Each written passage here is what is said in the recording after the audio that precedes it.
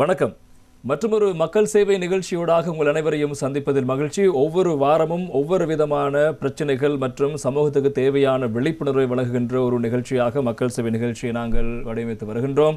அந்த அடிப்படையில் கடந்த காலங்களில் அவ்வப்போது ஏற்படுகின்ற பிரச்சனைகள் மற்றும் அவ்வப்போது காணப்படுகின்ற கால சூழலுக்கு ஏற்ற வகையிலான மக்களை தெளிவுபடுத்துகின்ற பல்வேறு நிகழ்ச்சிகளை உங்களுக்கு வழங்கியிருக்கின்றோம். அதே போன்று இன்றைய தினமும் ஒரு முக்கியமான விடயம் தொடர்பில் உங்களுக்கு நாங்கள் பேசுவதற்கு தயாராக இருக்கிறோம். குறிப்பாக பிறப்பு, இறப்பு, இடையில் திருமணம் என்பதெல்லாம் மனிதன் வாழ்வில் நிச்சயிக்கப்பட்ட ஒரு முக்கியமான விடயமாக இருக்கிறது. ஆனால் இந்த நவீன உலகில் அல்லது காலப்போக்கில் மனிதன் இதை பதிவு செய்கின்ற ஒரு விடயத்தை மேற்கொண்டான் என்பது முக்கியமான விடயம். காரணம், நீங்கள் இவரை திருமணம் எடுத்தீர்கள், அல்லது நீங்கள் இப்போதுதான் பிறந்தீர்கள், அல்லது நீங்கள் இறந்த பிறகு நீங்கள் இறந்து விட்டீர்கள் என்ற விடயத்தினை உறுதிப்படுத்துவதற்கான அத்தாட்சி ஆவணங்களை ஆவணப்படுத்துகின்ற வேலை அரசாங்கத்தினுடையது என்பது இப்போதைய காலப்போக்கில் நடைபெறுகின்ற முக்கியமான விடயமாக இருக்கிறது. எனவே நீங்கள் பிறக்கின்ற போது பிறந்துவிட்ட விடயத்தையும், அதே போல திருமணம் முடித்த பின்னர் அதற்கான ஆவணப்படுத்தலையும், இறந்த பின்னர் நீங்கள் இறந்துவிட்டிருந்த விடயத்தையும் உறுதிப்படுத்துகின்ற வகையிலான ஆவணங்களை தயார் செய்கின்ற முறைமையினை குறிப்பாக பதிவாளர் திணைக்களம் மேற்கொண்டு வருகிறது. எனவே இருந்த போதிலும் இந்த காலப்பகுதி என்பது அநேகமானோருக்கு இன்னும் பிறப்புச் சான்றிதழ் இல்லை, சிலர் இறந்துவிட்ட பின்னர் அவர்களுக்கான இறப்புச் சான்றிதழ் இல்லை. அதன் காரணமாக அவரை சார்ந்தோர்கள் பாதிக்கப்படுகிறார்கள்.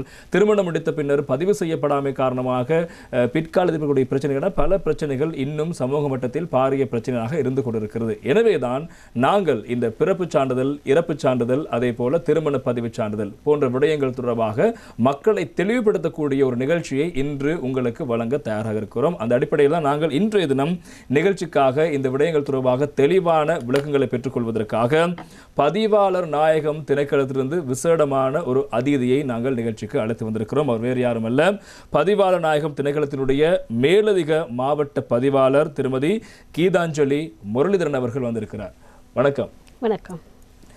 அந்த வகையில் நாங்கள் இன்றைய நிகழ்ச்சியை ஆரம்பித்து முதலாவது கேள்வியாக, பதிவாளர் நாயகம் திணைக்களத்தினுடைய செயற்பாடுகள் எவை, எந்த விடயங்களை அவர்கள் மேற்கொள்கிறார்கள் தொடர்பான விளக்கத்தை வழங்க முடியுமா? முதல்ல நான் பதிவாளர் நாயகம் திணைக்களம்னா நிறைய பேருக்கு பதிவாளர் நாயகம் திணைக்களம்ன்றது என்னன்னு தெரியாது. சில அநேகமான நாட்கள் கச்சேரின்னு தான் சொல்கிறாங்க. கச்சேரின்றது பதிவாளர் நாயகம் திணைக்களத்தோட பிரிவுகள் இருக்குது பிரதேச செயலகத்தில். அதில் மாவட்ட பதிவாளர் பிரிவுகள், பதிவாளர் பிரிவுகள், இந்த மாதிரி நிறைய பிரிவுகள் இருக்குது. இது அதாவது எங்கட செயற்பாடுகள்ன்ற நேரம் 2 செயற்பாடுகள் செய்யப்படுது. ஒன்று சிவில் பதிவு, மற்றது காணி பதிவு. இந்த பிறப்பு, இறப்பு, விவாகம் இது பதிவுகள் சம்பந்தமான நடவடிக்கைகள் சிவில் பதிவு மூலமும், காணி சம்பந்தமான பதிவுகள் அது சம்பந்தமான நடவடிக்கைகள் காணி பதிவு மூலமும் மேற்கொள்ளப்படுது. சிவில் பதிவுகளில் நாங்கள் பிறப்பு, இறப்பு, விவாகத்தை பதிவு செய்கிறது மட்டுமல்லாது அந்த பதிவு செய்யப்பட்ட சான்றிதழ்களை பாதுகாப்பாக வைத்திருந்து மக்கள் எப்போ அவங்க கேட்குறாங்களோ அந்த நேரத்தில் அதுக்கிட்ட பிரதிகளை வழங்குறதுக்கான நடவடிக்கைகளையும் நாங்கள் மேற்கொள்கிறோம். இந்த நடவடிக்கைகள் தான் எங்களது திணைக்களம் மூலமாக நடத்தப்படுகின்றது. ஆமாம், நீங்கள் கூறியது போன்று பிறப்பு, இறப்பு, விவாகம் ஆகிய விடயத்தோடு இணைந்து காணி தொடர்பான பதிவு நடவடிக்கை இடம்பெறுகிறது. இன்றைய தினம் நாங்கள் பிரதானமாக இந்த பிறப்பு, இறப்பு, அதே போல விவாகம் தொடர்பான பதிவுகள் தொடர்பான விடயங்கள் குறித்து நாங்கள் தெளிவாக பேசலாம். முதலாவதாக நீங்கள் ஒரு விடயத்தை நாங்கள் ஏற்கனவே பேசுகின்ற போது கூறியிருந்தீர்கள், இந்த தேசிய பிறப்புச் சான்றிதழ் என்ற ஒரு முக்கியமான விடயம் இருக்கின்ற விடயத்தை நீங்கள் கூறியிருந்தீர்கள். அதாவது நாங்கள் இப்போது இருக்கின்ற அப்டேட்டிலிருந்து ஆரம்பிக்கலாம். எனவே புதிதாக கொண்டு வரப்பட்டிருக்கின்ற இந்த செயல்முறை என்ன, இதனோட நன்மைகள் என்ன, எப்படியான செயல்முறை அது? அதாவது தேசிய பிறப்புச் சான்றிதழ் நாங்கள் பாப்புலேஷன் என்ற ப்ரோக்ராம் மூலமாக அந்த செயற்பாடு மூலமாக தான் இந்த தேசிய பிறப்புச் சான்றிதழை நாங்கள் அறிமுகப்படுத்தியிருக்கிறோம். தேசிய பிறப்புச் சான்றிதழில் பிள்ளை எப்போ பிறக்குதோ அந்த நேரம் அவங்களுக்கு ஒரு அடையாள எண்ணை நாங்கள் தருவோம். அந்த அடையாள எண் தான் 16 வயது அடைகிற நேரம் அவங்க அந்த பிள்ளைகள அடையாள அட்டை இலக்கமாக மாறும். இப்போ நாங்கள் சாதாரணமாக நாங்கள் பிறந்த பிறகு நாங்கள் 16 வயசுக்கு பிறகு தான் எங்களுக்கு அடையாள அட்டை கிடைக்கும். ஆனால் இந்த தேசிய பிறப்புச் சான்றிதழில் நாங்கள் வழங்குகிற அடையாள எண் தான் அடையாள அட்டை இலக்கமாக மாறப்போகுது. அதாவது 2021 ஜனவரி 1ஆம் தேதிக்கு பிறகு பிறந்த எல்லா பிள்ளைகளுக்கும் நாங்கள் இப்போ தேசிய பிறப்புச் சான்றிதழ் வழங்குகிறோம். இந்த தேசிய பிறப்புச் சான்றிதழ் தற்பொழுது 6 பிரதேச செயலகங்களில் நடைமுறைப்படுத்துது. அதாவது தெய்வல, கம்பஹா, அங்குராங்கெத்த, குருநாகல, ரத்னபுர, இந்த மாதிரி பிரதேச செயலகங்களில் வந்து எங்கட இந்த தேசிய பிறப்புச் சான்றிதழ் வழங்கும் நடவடிக்கைகள் இப்பொழுது ஆரம்பிக்கப்படுது. இந்த தேசிய பிறப்புச் சான்றிதழ் வழங்கும் நடவடிக்கை வந்து 2025 12/20 நாங்கள் முடிவுறுத்த இருக்கிறோம். அதாவது இப்போதைக்கு வழங்குகிறோம் 2021 1/1 பிறகு பிறந்த பிள்ளைகளுக்கு. இதற்கு பிறகு வந்து நாங்கள் அதற்கு முன்ன பிறந்த ஆக்களுக்கு எல்லாத்துக்குமே தேசிய பிறப்புச் சான்றிதழ் வழங்குகிறோம். சாதாரணமாக பிறப்புச் சான்றிதழ் வழங்குகிற நேரம் பிரதேச செயலகத்தில் நாங்கள் பிரதி எடுக்க போகிறோன்னா அது வந்து அந்த A4 அந்த தாளில் வந்து ஃபோட்டோ காப்பி பண்ணி அதில் அதிகாரம் பெற்றவர்கள் வந்து அந்த சீல் அடித்து அந்த சைன் பண்ணி கொடுக்குறது பிறப்புச் சான்றிதழ். ஆனால் இந்த பிறப்புச் சான்றிதழை வந்து நாங்கள் தேசிய ரீதியில் சமர்ப்பிக்கிற நேரம் சில நேரம் இந்த கனடா, அமெரிக்கா அந்த மாதிரி வெளியூர்களில் நாங்கள் சமர்ப்பிக்கிற நேரம் அவங்க பார்க்குறாங்க இதை வந்து ஒரு சாதாரண தாளா. அதனால தான் நாங்கள் இப்போ தேசிய பிறப்புச் சான்றிதழ்னு சொல்லி ஒரு குறிப்பிட்ட தரமான சான்றிதழில் அந்த அந்த சர்வதேச தரத்தோடு அவங்க ஏற்றுக்கொள்ளக்கூடிய தரத்துடனான பிறப்புச் சான்றிதழ் வழங்கும் நடைமுறையை நாங்கள் இப்போ கொண்டு வந்திருக்கிறோம். அதாவது இப்போ நீங்கள் கூறுவதை பார்த்தால் சாதாரணமாக இப்போது நாங்கள் பயன்படுத்துகின்ற பிறப்புச் சான்றிதழுக்கும் தேசிய பிறப்புச் சான்றிதழுக்கும் ஏதோ வித்தியாசம் இருக்கு. என்னென்ன மாதிரியான வித்தியாசம் இருக்குன்னா உங்களுக்கு இந்த திரையில பார்க்கலாம். அதாவது இதில் வந்து QR கோடுன்னு ஒன்று இருக்குது. இந்த QR கோடில் உள்ளது அந்த தேசிய பிறப்புச் சான்றிதழ். அதில் வந்து எங்களோட ரகசிய குறியீடுகளும் இந்த QR கோடில் இருக்குது. மற்றது வந்து பதிவு இலக்கம் வரும். அடையாள எண் வர்ற அந்த இலக்கம் தான் தேசிய அடையாள எண்ணா மாறும். மற்றது என்னன்னு சொன்னால் இதில் வந்து பிள்ளையிட பெயர் வரும், முழு பெயர், பிறந்த திகதி, பிறந்த இடம், தகப்பன் தாயிட விபரங்கள்.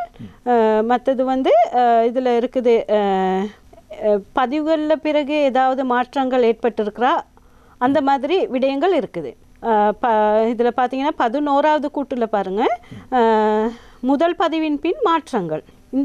இந்த பிறப்புச் சான்றிதழில் குறிப்பாக பார்க்க வேண்டியது என்னென்னா, சாதாரண பிறப்புச் சான்றிதழில் 6வது கூட்டில் இருக்குது பெற்றோர்கள் விவாகம் செய்தவர்களா இல்லையான்னு சொல்லி. ஆம்னு வர்ற நேரம் பிள்ளைகளுக்கு பிரச்சனை இருக்காது. ஆனால் பெற்றோர் விவாகம் செய்தவர்களா இல்லையான்னு கேட்குற இல்லைன்ற வர்ற நேரம் பிள்ளைகளுக்கு பிரச்சனை வரும்.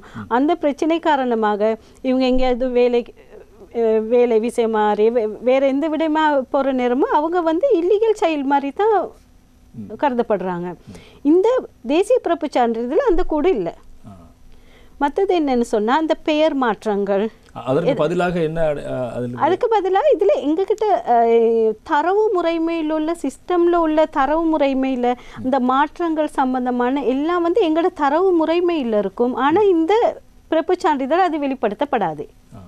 மற்றது இந்த பிறப்புச் சான்றிதழில் இப்போ நான் இப்போ உங்களுக்கு காட்டினது வந்து சிங்கள பிறப்புச் சான்றிதழ் உண்டு. சிங்களமும் ஆங்கிலமும் இருக்கும். தமிழ் பிறப்புச் சான்றிதழ், தமிழ் மக்களோட பிறப்புச் சான்றிதழ் தமிழும் ஆங்கிலமும் இருக்கும். அதனால இந்த மொழிபெயர்ப்பு இப்போ சாதாரணமாக தமிழில் உள்ள பிறப்புச் சான்றிதழோ சிங்களத்தில் உள்ள பிறப்புச் சான்றிதழோ நாங்கள் சமர்ப்பிக்கிற நேரம் கட்டாயம் நாங்கள் மொழிபெயர்ப்பு செய்யணும். அதாவது எங்களோட திணைக்களத்துக்கு வந்து அவங்க அந்த படிவங்களை பூரணப்படுத்தி மொழிபெயர்ப்பை எடுத்து செல்லுவாங்க. ஆனால் இந்த தேசிய பிறப்புச் சான்றிதழில் அந்த பிரச்சனைகளும் நீக்கப்படுது. இதில் 2 மொழிகள்லையும் அவங்களோட பேர் இருக்குது. அதாவது மொழி இப்போ தமிழ் ஒருவர் சிங்கள மொழியில் இருக்கின்ற ஒருவரிடம் கொண்டு சென்று அதனை பிறப்புச் சான்றிதழை நிரப்புகின்ற போது ஏற்படுகின்ற மாற்றத்தை உணர முடியாது.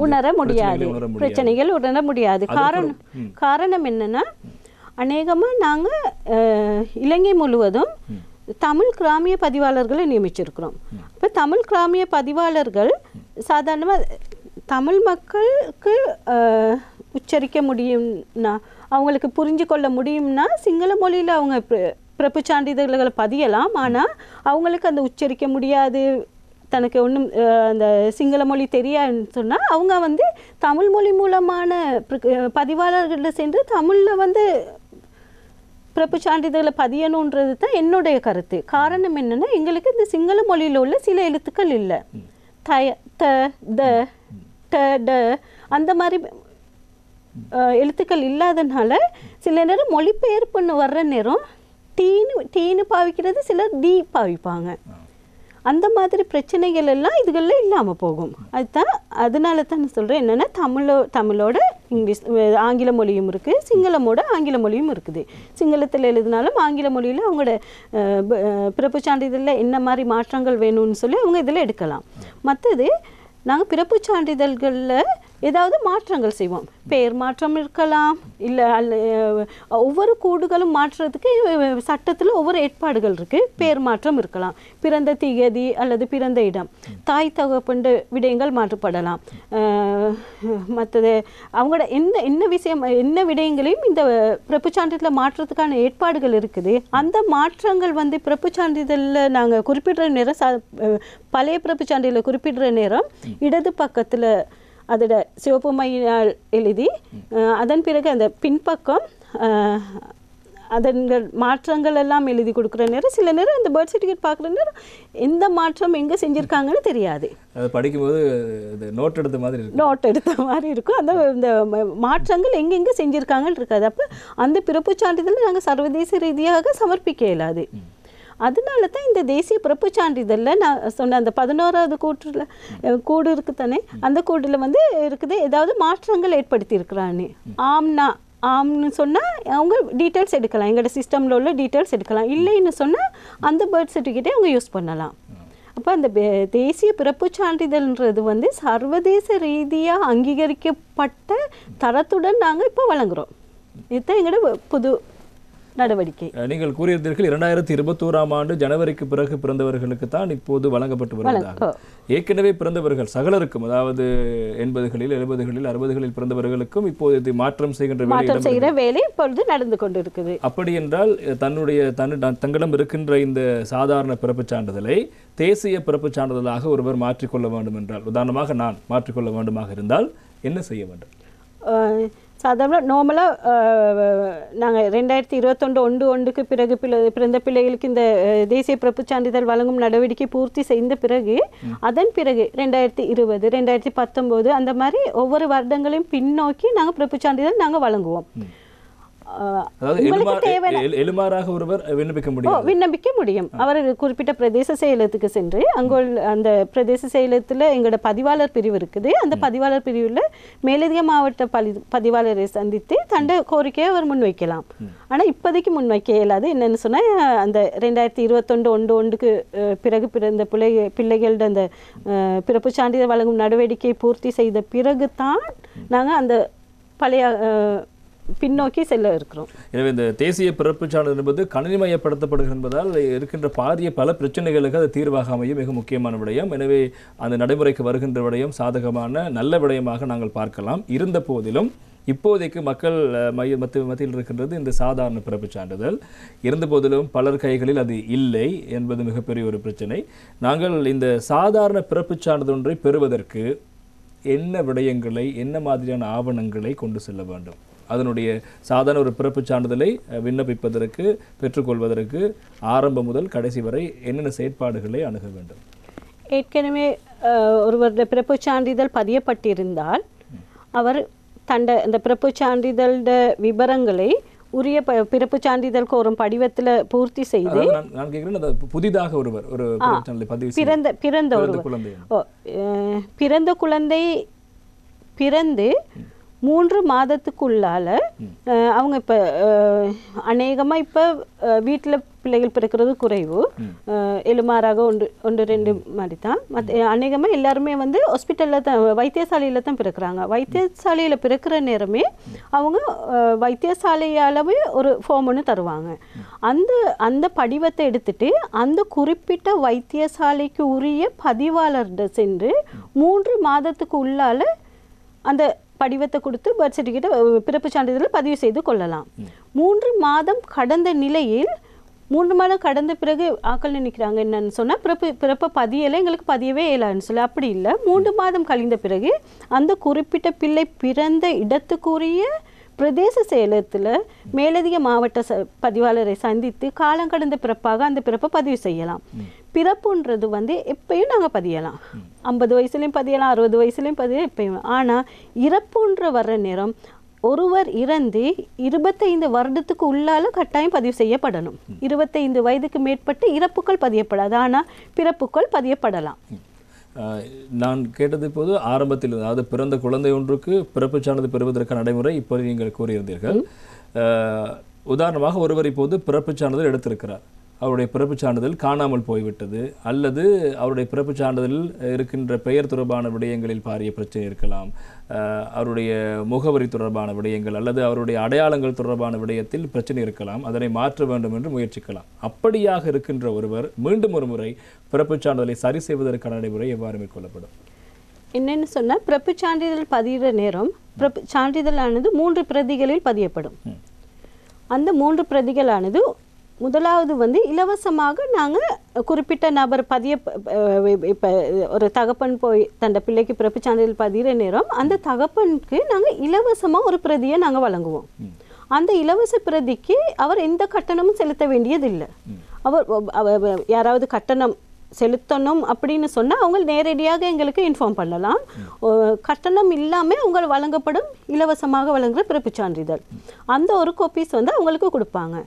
அந்த 3 பிரதிகளில் ஒரு பிரதி இலவசமாக குறிப்பிட்ட நபருக்கு போகும், 2வது பிரதி வந்து குறிப்பிட்ட பிரதேச செயலகத்தில் அவங்க கோயப்படுத்தப்படுவாங்க.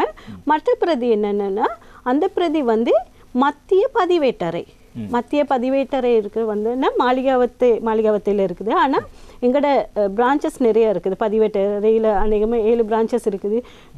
கேண்டியில் இருக்குது, குருநகையில், இப்போ வட மாகாணத்துலேயும் இருக்குது. இந்த மாதிரி எங்களோட ஒவ்வொரு பதிவேட்டரைக்கு அது கோவைப்படுத்தப்படும். சிலர் என்ன செய்கிறாங்கன்னா, அவங்களுக்கு வழங்கின இலவசமான பிரதி இல்லாமல் போயிட்டா இவங்க நினைக்கிறாங்க எங்களுக்கு பர்த் சர்டிஃபிகேட் தொலைஞ்சு போயிடுச்சு, பர்த் சர்டிஃபிகேட்டே எங்களுக்கு இல்லைன்னு சொல்லி. ஆனால் அவங்க அந்த குறிப்பிட்ட விவரங்களை குறிப்பிட்ட படிவத்தில் பூர்த்தி செய்து பிரதேச செயலகத்துக்கு சமர்ப்பிக்கிற நேரம் கட்டாயம் அவங்களுக்கு பிறப்பு சான்றிதழ் கிடைக்கும்.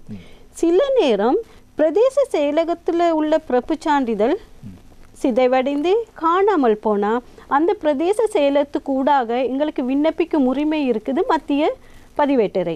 பிரதேச செயலகம் ஊடாக மத்திய பதிவேட்டரைக்கு விண்ணப்பித்து மத்திய பதிவேட்டரையிலிருந்து பிரதியை எடுத்து நாங்கள் அவங்களுக்கு வழங்கலாம். சில நேரம் மத்திய பதிவேட்டரையிலையும் அந்த பிரதிகள் சிதைவடைந்திருந்தால் அதுக்கான ஏற்பாடாக இருக்குது, அதை மீள்பதிவு செய்யலாம்.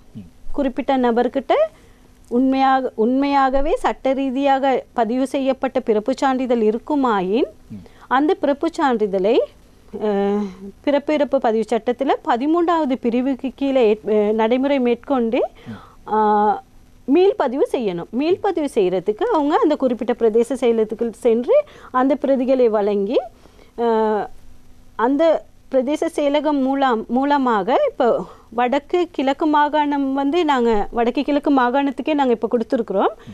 மற்றவங்க எல்லாம் வந்து பிரதேச செயலகத்துக்கு ஊடாக பதிவாளர் நாயகத்துக்கு விண்ணப்பித்து பதிவாளர் நாயகம் மூலமாக வழக்கு தொடுத்து அந்த பிறப்புகளை நாங்கள் மீள்பதிவு செய்கிறோம்.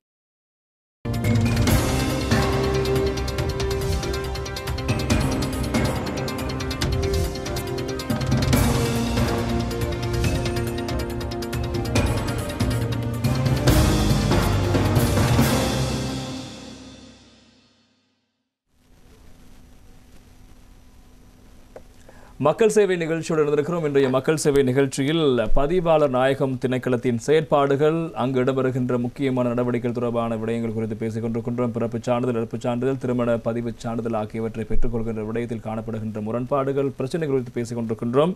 இந்த விடயங்கள் தொடர்பாக பதிவாளர் நாயகம் திணைக்களத்தினுடைய மேலதிக மாவட்ட பதிவாளர் திருமதி கீதாஞ்சலி முரளிதரன் அவர்கள் வருகை தந்து பல்வேறு விளக்கங்களை வழங்கிக் கொண்டிருக்கிறார். நான் இப்போது நிகழ்ச்சியினுடைய விளம்பர இடைவெளிக்கு செல்வதற்கு முன்பதாக நாங்கள் ஒரு விடயத்தை கேட்டிருந்தேன். குறிப்பாக இப்போது வரைக்குமே பிறந்திலிருந்து இப்போது வரைக்குமே எந்த விதமான பிறப்புச் சான்றிதழையும் பெற்றுக்கொள்ளாதவர்கள் இப்போது பிறப்புச் சான்றிதழை பெற்றுக்கொள்ள வேண்டும் என்று எண்ணினால் எப்படியான நடைமுறைகளை அவர்கள் கையாள வேண்டும்?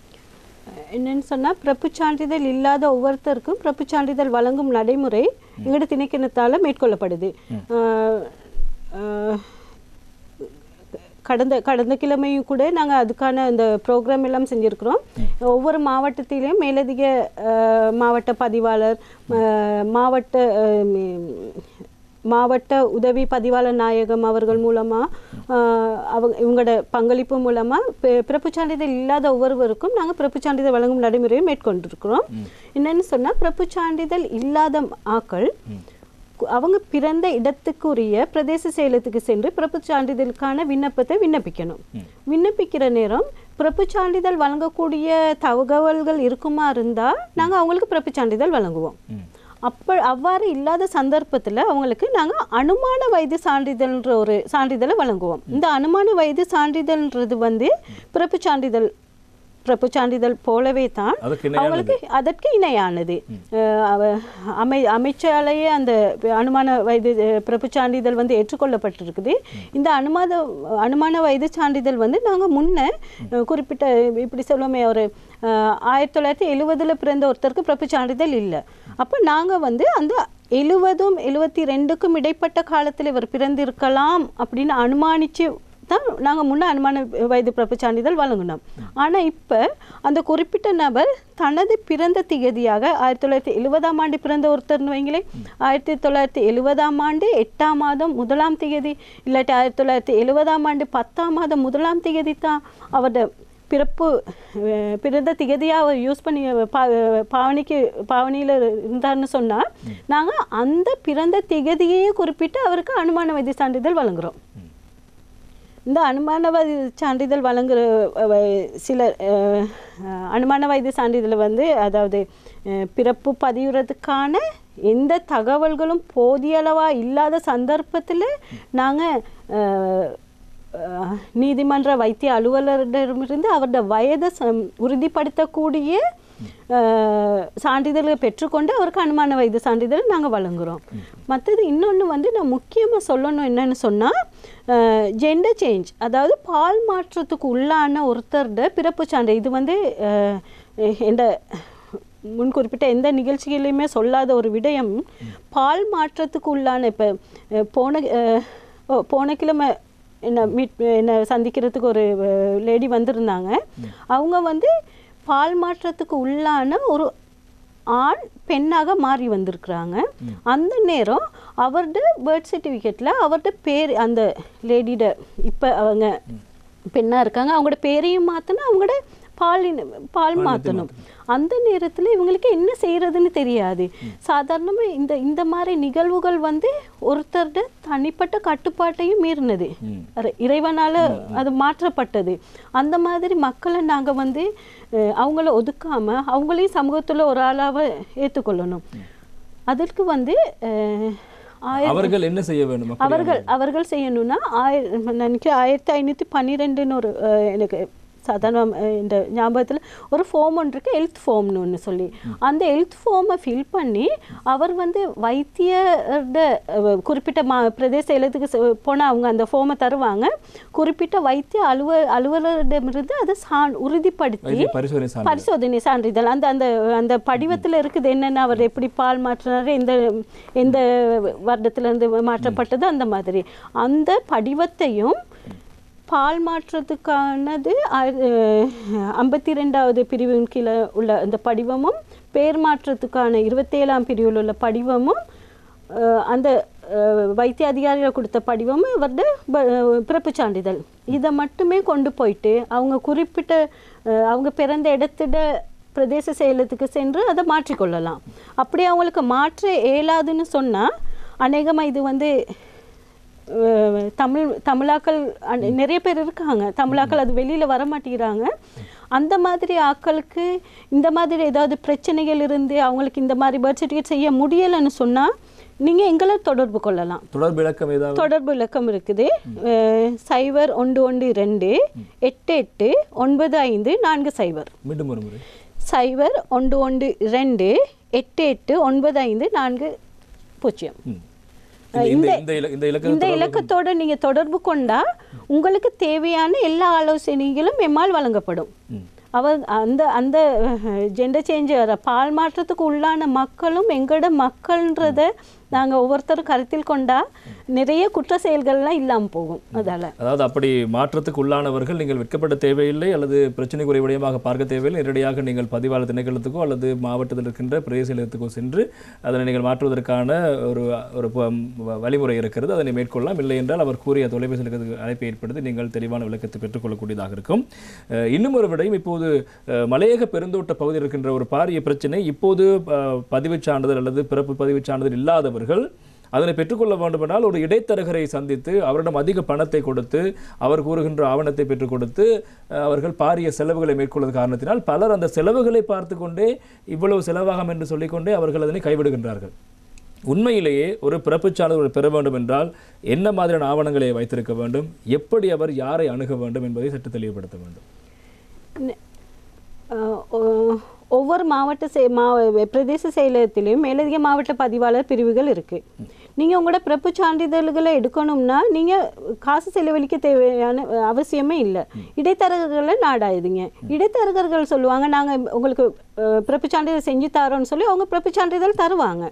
நீங்கள் அந்த பிறப்பு சான்றிதழை வச்சு நீங்கள் எல்லா வேலைகளையும் செய்வீங்க. ஆனால் பிரதிகள் எடுக்க போகிற நேரம் நீங்கள் உங்களுக்கு அந்த பிறப்பு சான்றிதழ் சம்பந்தமான எந்த பிரதிகளையும் எடுக்க முடியாது. காரணம் என்னென்னா, நான் முதல்ல குறிப்பிட்டது போல் ஒரு பிறப்பு சான்றிதழ் பதிகிற நேரம் 3 பிரதிகள் பதிவோம், நாங்கள் எங்கெங்கே கோவைப்படுத்தி வச்சுருப்போம்னு நான் சொல்லியிருக்கிறேன். ஆனால் அந்த இடைத்தரகர் மூலமாக நீங்கள் பிறப்பு சான்றிதழ் ஒரு பிரதி மட்டும்தான் அவங்களுக்கு கிடைக்கும். மற்ற பிரதிகள் அவங்களுக்கு கோவைப்படுத்தக்கூடிய வசதிகள் இல்லை. காரணம் என்னென்னா, இப்போ எல்லாமே ஸ்கேன் பண்ணப்பட்டிருக்குது. அதனால் எந்த தப்புக்கு வழி இல்லை.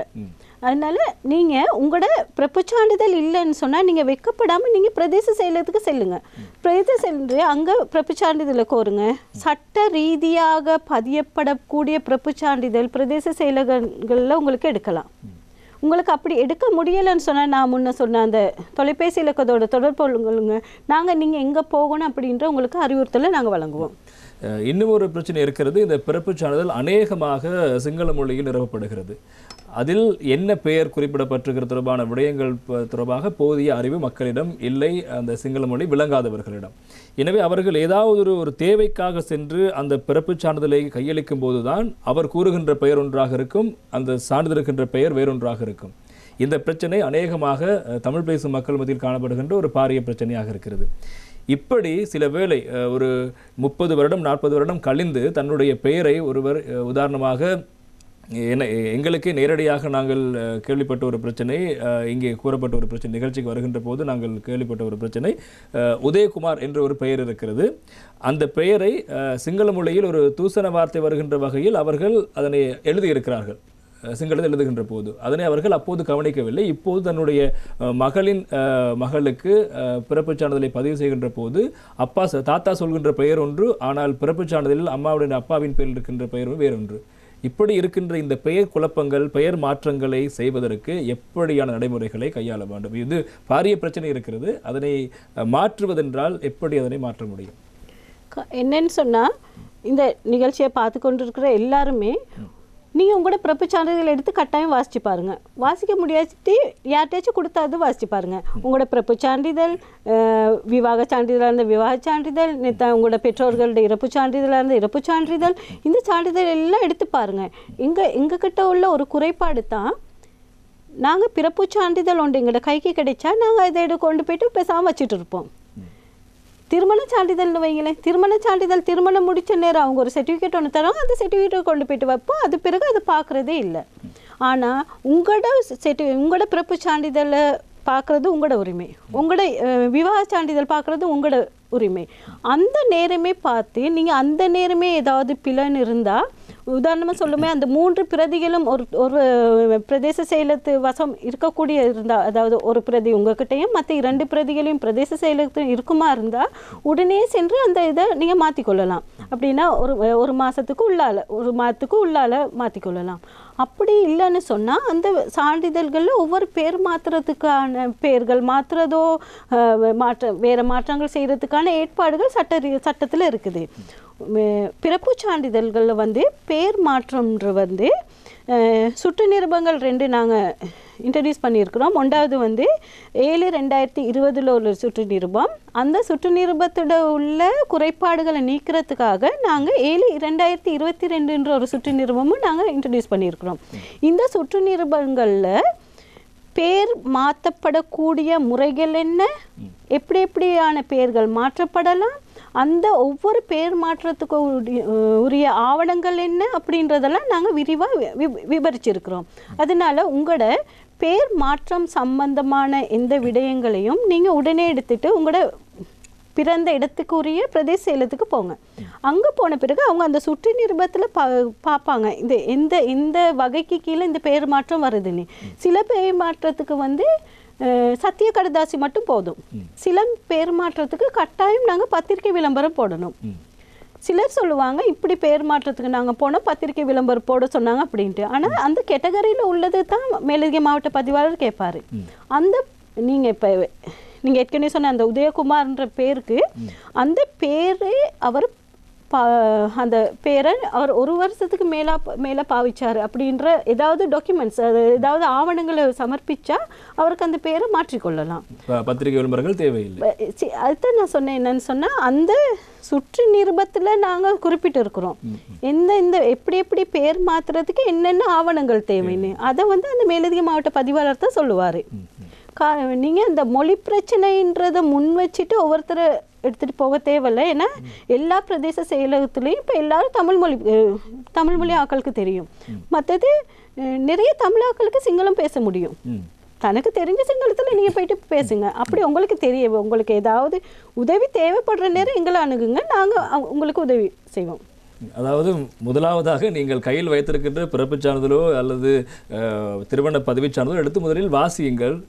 நீங்கள் கூறிய தகவல் உண்மையானதா, அதில் கூறப்பட்டிருப்பது உங்களை பற்றியதா என்பதை தெளிவாக பார்த்து பிரச்சனை இருந்தால் அதனை உரிய தரப்போடு நீங்கள் நாடலாம். அதே போல் இன்னும் ஒரு விடயம் இருக்கிறது. சிலர் இப்போது இடையில் மதம் மாற்றிக்கொள்வார்கள். அதே போல திருமணத்துக்கு பின்னர் பெண்கள் தங்களுடைய பெயரை மாற்றுவார்கள் அல்லது சில விருப்பப்பட்ட பெயரை மாற்றுவார்கள். இப்படியான விடயங்களுக்கு நீங்கள் கூறிய விடயங்களை கையாளலாம். இது மதம் மாற்றிய பின்னர் அவர்கள் வந்து தங்களுடைய பிறப்புச் சான்றிதழிலோ அல்லது ஆவணங்களில் அந்த மதத்தை மாற்றிக்கொள்ளலாம், இனத்தை மாற்றிக்கொள்ளலாம் என்பதான ஒரு கருத்து இருக்கிறது. எவற்றை மாற்ற முடியும், எவற்றை மாற்ற முடியாது பிறப்புச் சான்றிதழில்? அநேகமாக பிறப்புச் சான்றிதழில் எல்லா கோடுகளையும் மாற்றத்துக்கான ஏற்பாடுகள் இருக்குது. சட்ட ரீதியாக மாற்றத்துக்கூடிய ஏற்பாடுகள் இருக்குது.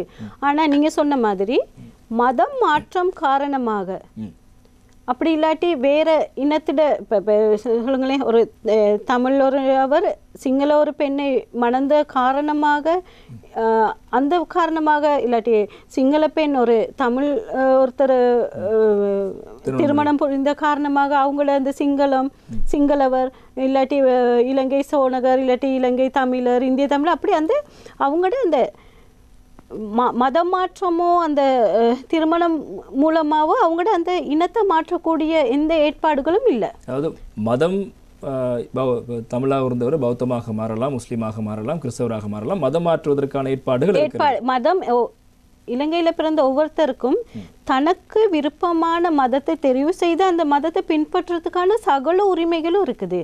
ஆனால் அவங்களுக்கு அந்த இனத்தை மாற்ற இயலாது. குறிப்பாக சொல்லுங்களேன், இப்போ ஒரு தகப்பண்ட பிறப்பு சான்றிதழில் இலங்கை தமிழ் இல்லாட்டி இந்திய தமிழ் உள்ளதை அவர் வந்து முஸ்லீம் மதத்தை பின்பற்றதால அந்த இனத்தை வந்து நாங்கள் இந்திய சோனகரோ இலங்கை சோனகரோ அப்படி இல்லாமல் அந்த குறிப்பிட்ட நபர் சிங்கள ஒருத்தரை திருமணம் முடித்த காரணமாக அவரோட இனத்தை வந்து அவரோட தகப்பன் சிங்கள பெண்ணை மணந்த காரணமாக அந்த அவருக்கு வந்து சிங்களம்னு போட இயலாது.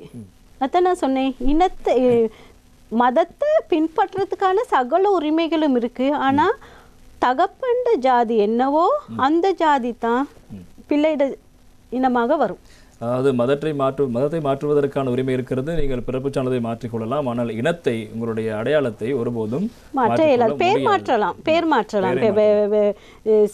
அவங்களுக்கு என்ன பேர்னு தேவைப்படுது அந்த பேர் எல்லாமே 13வது கூட்டில் மாற்றலாம். ஆனால் அந்த இனத்தை மட்டும் மாற்ற இயலாது. நாங்கள் இப்போது பிறப்பு தொடர்பில் பார்த்தோம். நீங்கள் கூறினீர்கள் இந்த பெயர் மாற்றம் தொடர்பான விடயம், திருமணத்துக்கு பின்னர் விடயங்கள், இனம் மாற்றி மதம் மாற்றி திருமணம் முடிக்கின்ற விடயங்கள் தொடர்பாக நாங்கள் பேசியிருந்தோம். அதில் இருக்கின்ற ஏற்பாடுகளை நீங்கள் கூறியிருந்தீர்கள்.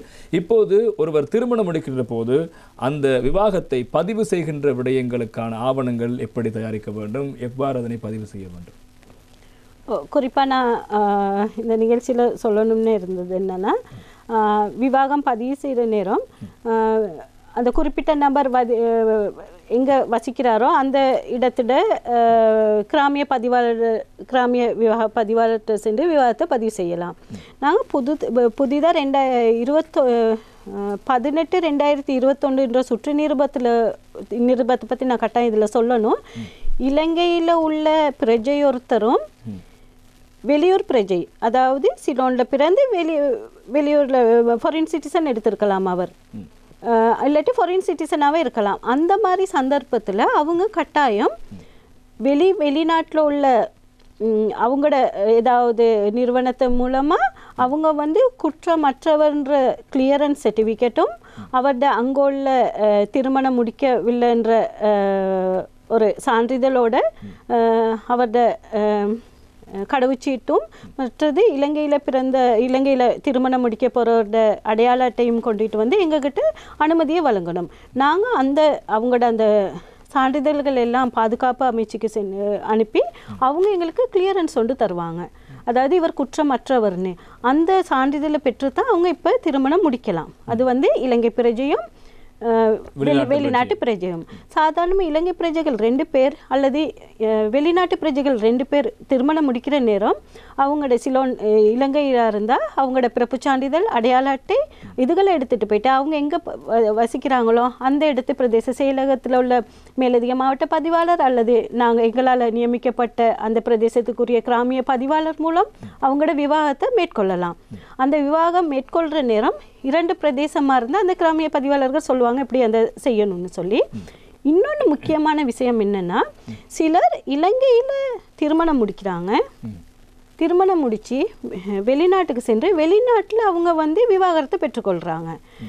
இலங்கையில் திருமணம் முடித்தா அந்த விவாகரத்தை ரத்து செய்யணும். இலங்கை சட்டப்படி தான் விவாகரத்து எடுத்து ரத்து செய்யணும். அதுதான் சட்டத்தில் உள்ள ஏற்பாடு. அவர்கள் அங்கே வெளிநாட்டில் விவாகரத்து செய்தாலும் அந்த விவாகரத்தை இலங்கையில கொண்டுட்டு இங்க அவங்க நைசை எப்சொலிட், அதாவது முற்றான தீர்வையும் பின்முற்றான தீர்வையும் இலங்கையில் எடுத்தால் மட்டும்தான் அவங்களோட திருமண சான்றிதழில் நாங்கள் அந்த திருமணம் ரத்து செய்யப்பட்டதுனையும் போடுவோம். அவங்க வேறொரு திருமணம் செய்ய மறந்தால் அந்த விவாகரத்துன்றதையும் நாங்கள் போடலாம். இங்கே உள்ள அவங்க முற்றான தீர்வையும் பின்முற்றான தீர்வையும் எடுத்தால் மட்டும்தான் செய்யலாம். இது நிறைய பேருக்கு தெரியாது. இவங்க என்ன செய்கிறாங்கன்னா, இங்கே மெரி பண்ணிட்டு இங்கே விவாகரத்தை செஞ்சுட்டு வெளியில் விவாகரத்து பெற்றால் அந்த விவாகரத்தை வச்சு இங்கே செய்யலாம்னு வர்றாங்க. ஆனால் குறிப்பாக இதை அவங்க கருத்தில் கொள்ளணும். இலங்கை சட்டப்படி திருமணம் முடித்தவர் விவாகரத்தும் பெறணும் இலங்கை சட்டப்படி தான். அந்த மாதிரி நேரத்தில் மட்டும்தான் நாங்கள் அந்த விவாகரத்தை அந்த விவாக சான்றிதழ விவாகரத்து பெற்றவரால் தாக்குவோம். இன்னும் ஒரு கேள்வி இருக்கிறது. இப்போது ஒருவர் இருக்கிறார், யுத்த காலத்தில் இது ஒரு கேள்வியாக கேட்கப்பட்டது. குறிப்பாக யுத்த காலத்தில் அவர் செல்கிறார், இந்தியாவுக்கு செல்கின்றார்கள். அவரிடம் எந்த விதமான ஆவணங்களும் இல்லை. இப்போது நிலைமை சரியான பின்னர் மீண்டும் இங்கே வருகிறார்கள். இப்போது திருமணம் முடிக்கிறார்கள். அவரிடம் திருமண பதிவு செய்வதற்காக கேட்கப்படுகின்ற ஆவணங்கள் எதுவுமே இல்லை. அவர்கள் திருமணம் முடித்திருக்கிறார்கள். இலங்கை சட்டப்படி அந்த திருமணம் பதிவு செய்யப்படவில்லை. அப்படி பதிவு செய்யப்படாவிட்டால் அவருடைய பிள்ளைகளுக்கு உள்ளிட்ட பலருக்கும் பிரச்சனை வர வாய்ப்பு இருக்கிறது. எனவே அப்படியாக எந்த ஆவணமும் இல்லாத ஒருவர் எப்படி தங்களுடைய இந்த திருமணத்தை பதிவு செய்து கொள்வது? அதாவது கொன்சுலர் சட்டம்னு ஒரு சட்டம் ஒன்று இருக்குது. இலங்கையில் பிறந்து இலங்கை ஒருவர் வெளியூரில் பிறந்து அவருக்கு பிள்ளை பிறக்கலாம் அல்லது அங்கே யாராவது இறக்கலாம், வெளியூரில் இறக்கலாம். அந்த மாதிரி சந்தர்ப்பங்களில் அந்த பிறப்பு இறப்பு விவாகம் இதுகளெல்லாம் நாங்கள் கொன்சுலர் சட்டத்துக்கு கீழே தான் பதிவோம். அதாவது இப்போ இலங்கையில் உள்ள ஒரு ஆள் இந்தியாவில் போயிட்டு இந்தியாவில் அவருக்கு பிள்ளை பிறக்குது. பிள்ளை பிறந்த நேரம் இந்தியாவில் கட்டாயம் அவங்களுக்கு பிறப்பு சான்றிதழ், இந்திய பிறப்பு சான்றிதழ் தரும். இந்தியா அல்லது வேறு வெளியூர் எந்த நாடாக இருந்தாலும் அவங்க பிறப்பு சான்றிதழ் ஒன்று தருவாங்க. அந்த பிறப்பு சான்றிதழோடு அவர் அந்த அந்த பிள்ளை பிறந்த நேரமோ இல்லாட்டி குறிப்பிட்ட நபர் இருந்த நேரமோ அந்த நாட்டில் இருந்தார்ன்றதை உறுதிப்படுத்தக்கூடிய அவருடைய கடவுச்சீட்டுகள் அதுகள்லாம் எடுத்துகிட்டு வந்து மாளிகாவத்து மத்திய பதிவேட்டரை ஜெயந்த வீரசேகர மாவட்டத்தில் இருக்குது.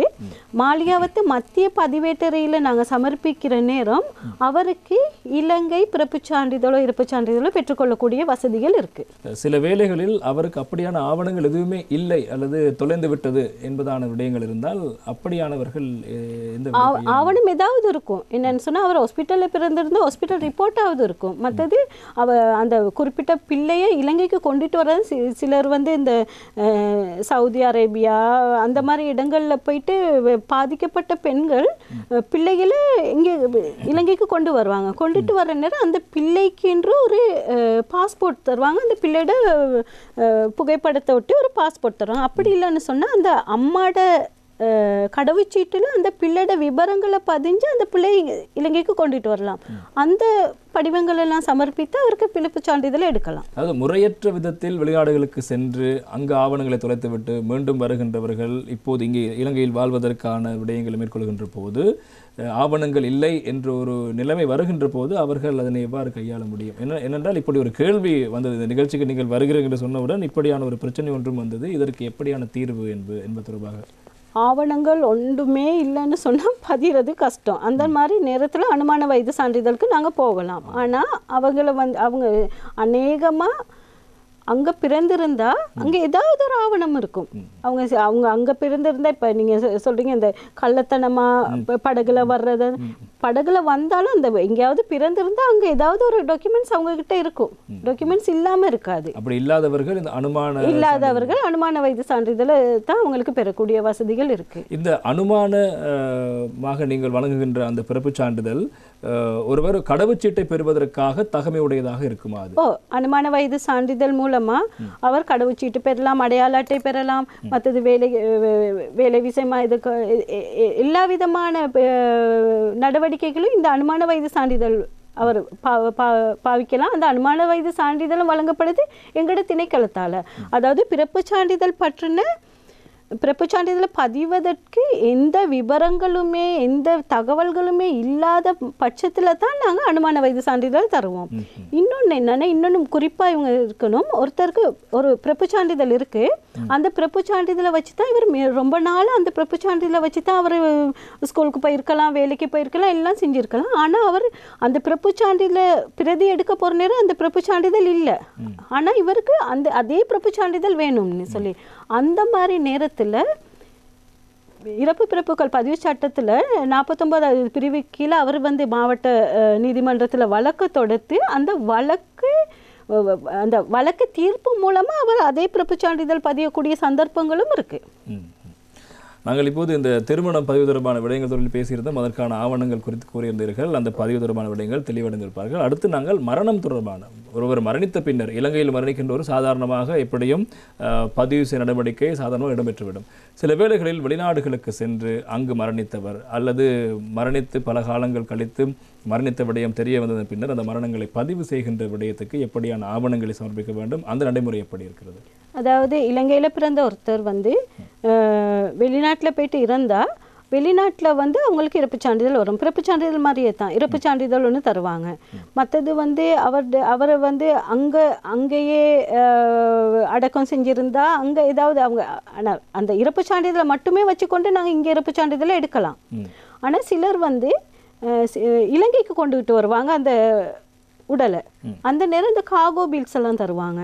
அந்த காகோ பில்ஸ் அங்கோள்ள இறப்புச் சான்றிதழ் அதெல்லாம் வச்சுக்கொண்டு அதையும் நாங்கள் மாளிகாவத்தை மத்திய பதிவேட்டரையில் கொன்சுலர் சட்டத்தை கீழே தான் நாங்கள் பதிகிறோம். அதாவது எந்த கண்ட்ரியில் அவர் இறந்தாரோ அந்த கண்ட்ரியில் அவங்களுக்கு தருவாங்க சர்டிஃபிகேட். சிலர் வந்து அந்த பிறப்புச் சான்றிதழ் இல்லாட்டி அந்த இறப்புச் சான்றிதழை வச்சு கொண்டு தான் இந்த இது தான் எங்களோட பிறப்புச் சான்றிதழ் இதுதான் இறப்புச் சான்றிதழ். ஆனால் அப்படி இல்லை. இலங்கை பிரஜை சிலோன் சிட்டிசன் ஸ்ரீலங்கா சிட்டிசன் உள்ளவர் வெளியில் போயிட்டு பிறந்தாலோ இறந்தாலோ அந்த இறப்பை கட்டாயம் இலங்கை சட்டப்படி பதிவு செய்யணும். பிறப்புச் சான்றிதழில் மாற்றங்களை மேற்கொள்ளலாம் என்று கூறியிருந்தீர்கள்.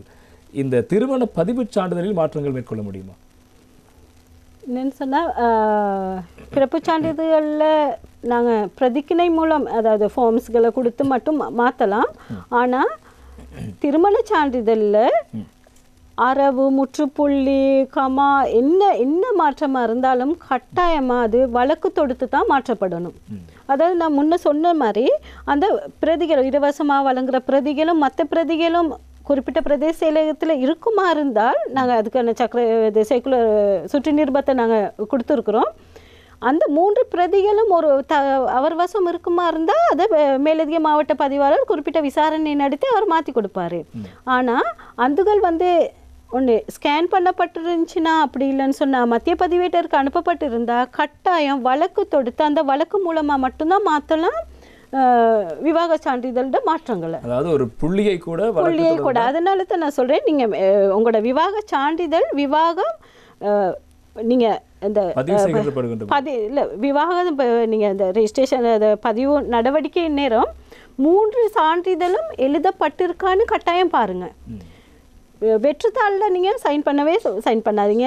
3 சான்றிதழும் பதியப்பட்டிருக்கா, 3 சான்றிதழும் ஒழுங்கான முறையில் எழுதப்பட்டிருக்கா, என்னென்ன சொன்ன ஒரே விதமாக எழுதப்பட்டிருக்கா அப்படின்னு பார்த்துட்டு தான் நீங்கள் சைன் பண்ணணும். திருமண நேரத்தில் எங்களுக்கு அந்த ஒப்பத்தை விட எங்களுக்கு வேறு நிறைய வேலைகள் இருக்கிறதுனால அந்த இதை பார்க்குறது இல்லை. ஆனால் அந்த நீங்கள் ஒரு 5 நிமிஷம் அந்த சான்றிதழை பார்த்தீங்கன்னு சொன்னால் லட்சக்கணக்கில் செலவழிக்க வேண்டிய செலவுகளெல்லாம் குறையும். உங்களுக்கு பின்னாடி வருகின்ற பிரச்சனையை நீங்கள் நிவர்த்தி செய்ய வேண்டும் என்றால் ஒரு 5 நிமிடம் நீங்கள் கட்டாயமாக அந்த சான்றிதழை பார்த்துவிட்டு சரி செய்து அங்கேயே சரி செய்து அதனை விவாகம் மட்டுமல்ல பிறப்பு சான்றிதழ்கள் கூட அப்படித்தான். பிறப்பு சான்றிதழ் அந்த இலவசமாக வழங்குற பிரதி மட்டும் அவங்க எழுதிட்டு கொடுத்துருவாங்க. மற்ற பிரதிகள் பிறகு எழுதமா இருந்தால் அந்த பிறப்பு சான்றிதழில் விடயத்துக்கு முரணான விடயங்கள் மற்ற 2 சான்றிதழ் எழுதப்படலாம். அதனால் அது உங்கள் உரிமை. 3 சான்றிதழ்களும் ஒரே மாதிரி எழுதியிருக்கா. மற்றது உங்களுக்கு இலவசமாக சான்றிதழ் வழங்கினாலும் 1 மாதத்துக்கு பிறகு நீங்கள் பிரதேச செயலகத்தோட பிரதிகளை எடுத்து பாருங்கள். உங்களுக்கு அதற்கான உரிமை இருக்குது. சென்று நீங்கள் அதனுடைய காப்பியை எடுத்து பாருங்கள். உங்களுக்கு ஏற்கனவே வழங்கப்பட்ட அந்த பிரதியும் இப்போது பிரதேசத்தில் இருக்கின்ற ஒரு பிரதியும் சரியாக இருக்கிற என்பதை நீங்கள் சரி செய்து பார்த்துக்கொள்ளும். அதே போல் நாங்கள் மரண பதிவுத்துறையாக பேசியிருந்தோம். அதில் இந்த மரண சான்றிதழை பெறுகின்ற விடயத்தில் மரணப்பதிவை மேற்கொள்கிற விடயத்தில் ஏற்படுகின்ற சிக்கல்கள் முரண்பாடுகள் என்னவாக இருக்கும்? சில நேரம் வந்து மரண சான்றிதழில் வந்து பேர் மாற்றங்கள் ஏற்படலாம். சில நேரம் மரணம் வந்து தகவல் அளிக்கிறவர் அந்த தகவல் அளிக்கிறவர் அருகில் தகவல் அளிக்கக்கூடிய நபர்கள் வந்து எங்களோட சட்டத்தில் சொல்லப்பட்டிருக்குது. சில நேரம் அருகில் உள்ளவர் அந்த தகவல் வழங்கலாம். இப்போ நீங்கள் சும்மா சொல்லுங்களேன், இந்த உதயகுமார்னு பேர் சொன்னீங்க.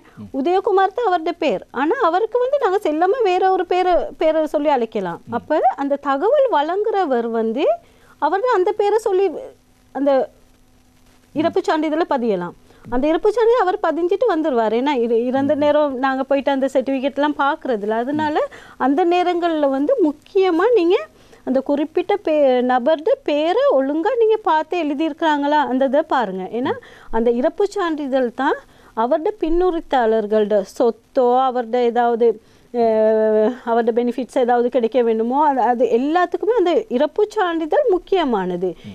இபிஎஃப் எடுக்கிறதா மற்றது அவருடைய பென்ஷன் இதுகளுக்கெல்லாம் அந்த இறப்பு சான்றிதழ் தான் முக்கியமான ஆவணம்.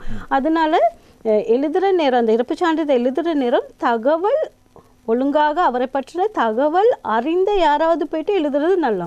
மற்றது அந்த இறப்பு சான்றிதழில் இருக்குது அந்த இறந்தவர்ட அம்மா அப்பாவோட பேர். அப்போ அந்த பேர்களையும் ஒழுங்காக தெரிஞ்சிருந்தா சிலர் தெரியாதுன்னு போட்டு எழுதிடுவாங்க. பிறகு அந்த சில நேரம் இப்படி சொல்லுங்களேன், ஒரு 35 வயசு ஒரு நபர் இருந்துட்டாரு, ஆனால் அவருக்கு அவர்த அம்மா அப்பாவோட பேர் பிழை எழுதியிருக்காங்க. அப்போ அந்த குறிப்பிட்ட நபர்கிட்ட அம்மா அப்பாவோட பேர் சரியாக இருந்தால் தான் அந்த குறிப்பிட்ட அம்மா அப்பாவுக்கு அவரோட நஷ்ட ஈடு பெறுறதுக்கான வாய்ப்புகள் இருக்குது.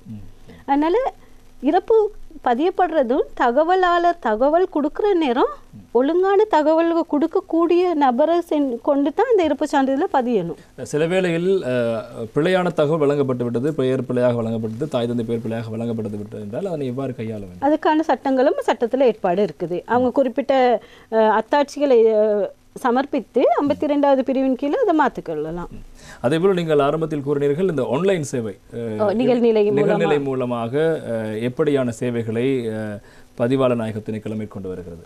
அதாவது முன்ன என்னன்னு சொன்னால் இப்போ சொல்லுவேமே ஜஃப்னாவில் ஒருத்தர் பிறந்திருந்தா அவர் இப்போ கொழும்புல இருக்காரு. அப்படி இல்லைன்னு சொன்னால் நூரெலியாவில் பிறந்த ஒருத்தர் இப்போ கொழும்புல இருக்கிறாரு.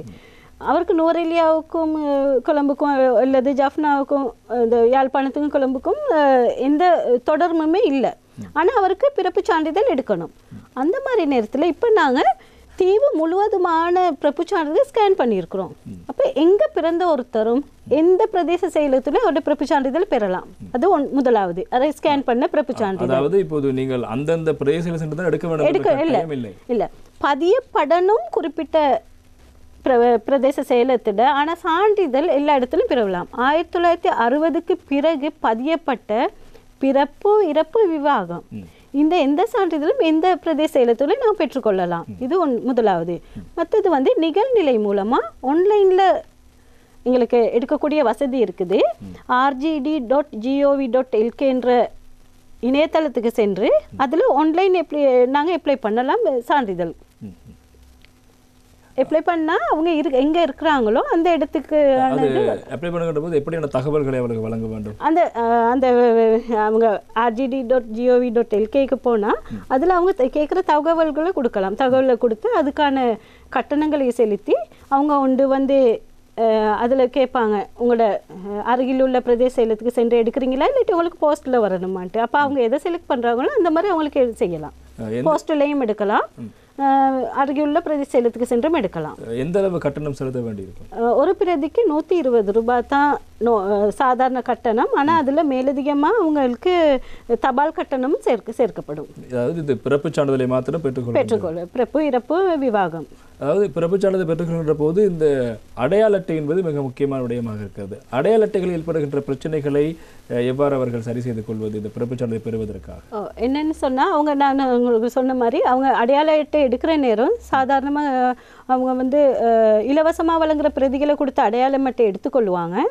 பிறகு அந்த அடையாள அட்டையை புதுப்பிக்கிற நேரம் 6 மாதத்துக்கு உட்பட்ட பிறப்பு சான்றிதழை எடுத்துட்டு வாங்கன்னு சொல்கிற நேரம் அந்த நேரம் பிரதிகள் எடுக்கிற சந்தர்ப்பங்களில் அந்த பேர் மாற்றங்களோ இல்லாட்டி அவங்களோட வேறு எந்த பிறந்த திகதி, பிறந்த இடமாற்றங்களோ ஏற்படக்கூடிய வசதிகள் சந்தர்ப்பங்கள் இருக்குது. அந்த சந்தர்ப்பத்தில் இவங்க பிறப்பு சான்றிதழில் திருத்தங்களை செய்து திருப்பி அந்த புது பிறப்பு சான்றிதழை கொடுத்து தான் அவங்களுக்கு அடையாள அட்டை எடுக்கக்கூடிய வசதிகள் இருக்குது. ஆனால் இந்த பிரச்சனை இப்போ நாங்கள் தேசிய பிறப்பு சான்றிதழ் வழங்குவோம், அந்த நேரம் அதெல்லாம் இல்லாமல் போகும். என்னன்னு சொன்னால் நாங்கள் வழங்குற அந்த அடையாள எண் தான் உங்கள் அடையாள அட்டை. அப்போ இந்த பதிவாளர் நாயகம் திணைக்களமும் ஆட்பதிவு திணைக்களமும் ஒரு இணைப்பை ஏற்படுத்தி ஒரு லிங்க்ல தான் போகுது. அப்போ பிரச்சனை இருக்காது. அதாவது இந்த தேசிய அடையாள அட்டை என்பது தேசிய பிறப்பு சான்றிதழே குறிப்பிடப்பட்டு அதன் காரணமாக நீங்கள் தனியாக அதனை எடுத்துக்கொள்கின்ற பிரச்சனை அதான் இந்த எங்களோட நான் கொடுக்குற அந்த அடையாள எண் தான் உங்களோட அடையாள அட்டை எண்ணாக மாறும். எனவே இன்னும் மிக விரைவில் சகலருக்கும் பிறப்பு சான்றிதழும் கிடைக்கக்கூடிய சந்தர்ப்பங்கள் இருக்கு.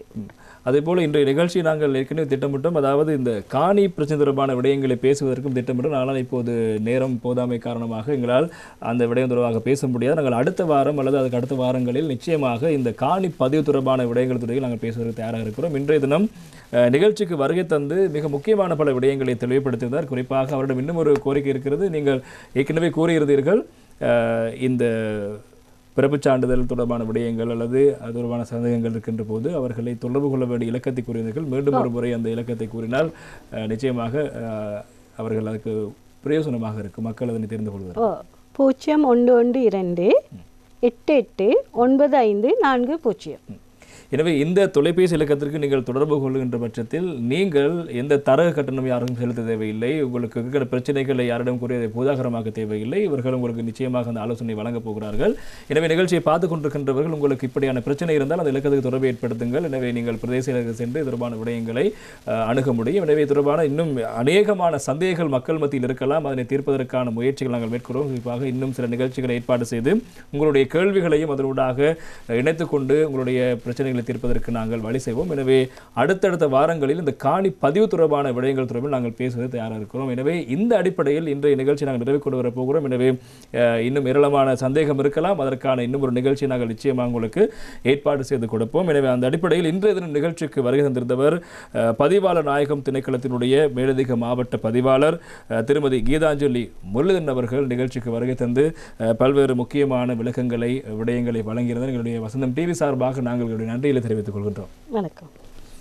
இதே போல இன்னும் ஒரு முக்கியமான மக்களுக்கு தேவையான மக்கள் விழிப்படைய வேண்டிய மேலும் சில முக்கியமான பல விடயங்கள் இருக்கின்றன. அந்த விடயங்கள் தொடர்பாக ஒவ்வொன்றாக உங்களுக்கு தெளிவுபடுத்த நாங்கள் தயாராக இருக்கிறோம். அடுத்த நிகழ்ச்சியிலும் இது போன்ற இன்னும் ஒரு முக்கியமான விடயத்தோடு உங்களை சந்திக்கும் வரை விடைபெறும் நான் உங்கள் பிரசன்னா. வணக்கம்.